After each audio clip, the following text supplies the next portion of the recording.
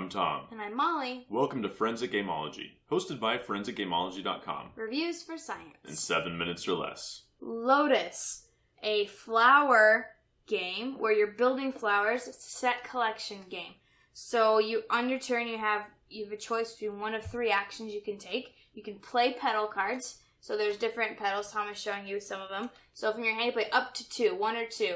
You wouldn't choose the action if you're going to do 0 because that doesn't make sense. So choose up to 2 flowers or petal cards to play to hopefully complete a flower. You can exchange petal cards, which means I can take 2. I really want more whites, so I'm going to put these 2 on the bottom of my deck and draw 2. Or you can move a guardian, everyone has a specific guardian, mine are dragonflies, onto the cards, which equal a certain amount. Oh yeah, sorry, you can't place these. Equal a certain amount of points at the end. So you're trying to get the most points per flower or power per flower. Control. Control, that's what it's. Control per flower. Whoever has the most control gets a bonus. Whoever plays the last card of the petal of the flower, the last petal of the flower, gets all of those as points. So you're trying to get the most points, and the game is triggered when someone gets to the bottom of their deck. Simplicity versus complexity. I think this is a pretty simple game to play with the limit of the 3 actions. There's 3 different power-ups you can get, and they're not too out of control. So I think reading the rulebook through and just playing a game, pretty much everybody will be competitive the next time they play. Yep, agreed. The only thing I didn't mention was where you draw up to your hand limit, which is 4, unless you get a bonus is 5. You can draw from a common area or your own. Other than that, pretty simple. Pretty simple game. Luck versus strategy. Man alive, I don't even know. This game is so strategic, but you need to get certain cards. And if you don't draw them off the top of your deck and your opponent does, whammo. So the bad luck can really get you the people's elbow. But that's the bad luck is mitigated by the row of cards that are in the common. And so you can pick up cards that you can see face up. Those don't have any control on them, so you don't get any innate control when you try to see who has the most control to get a cool power or get 5 points as an option. But you can complete that flower. Yeah, and so that's how you can use it as a strategy. And that's just a tiny little bit. I mean, there's so much strategy here.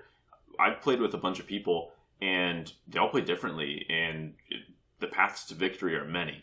Because some of them will just sit there and exchange cards over and over again. I'm like, man, they're just killing their turns. They don't do anything. They never play any cards, but then boom, most points.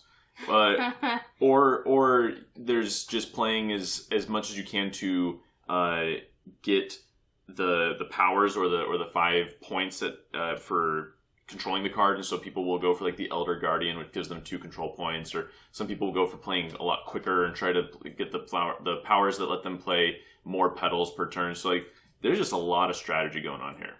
Agreed. And this is one of the games I would say that has a different strategy depending on the number of players.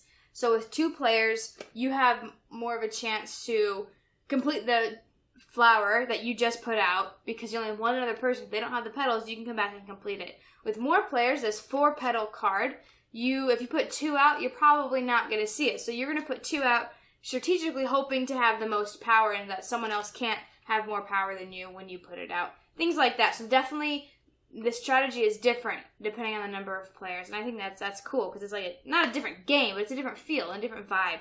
There's definitely a good helping of both, but the powers or the actions let you mitigate it. And I've tried to go no powers, no upgrades, if you will, ever in a game. And I think I've won. I just went for points every time I could. And that was against me. You smashed me.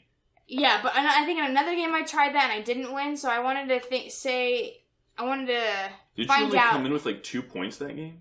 No, that was a game I just didn't. Yeah, I did. There was a game I played where I only had 2 points, but I wasn't trying anything. I was trying to get points and then see, but I couldn't even get anything. I couldn't get anything to try strategy at all. So that was terrible. So that was a yes. But the powers do matter. So if you use those strategically, I've only gotten 1 in one game before, but other games I've gotten all 3 and done well in both. So yeah, good helping of strategy. Fun versus boring. I find this game to be super fun. It's super relaxing. It's super pretty to look at. I think Renegade Games knows how to make nice looking games, and I really appreciate that. And I mean, I don't really comment on how games look often, but really fun game to play. I have no idea what Molly's talking about when she says this is relaxing. I do know what she's talking about Building flowers. when she says it's fun, because this is a super fun game.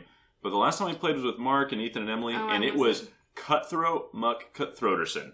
It was so, like, just, it was like a straight up knife fight in a phone booth. I could not believe, like, how tense it was the entire way through. And like Molly said, it's not always like that, but man, this game there's a lot going on, and when someone completes the flower you're working on, but before they do, they put their guardians on it, or their elder guardians, so that you don't they get the points and they get the control, and you're like flipping the table over, and it's just, so yeah, this game, I really enjoy this game. I've enjoyed it each time I've played, and on the Board Game Geek rating scale, I think I would go with a solid 8. I really enjoy playing. When someone wants to play, I'm definitely gonna. I would give it an 8 as well. It is a pretty good game.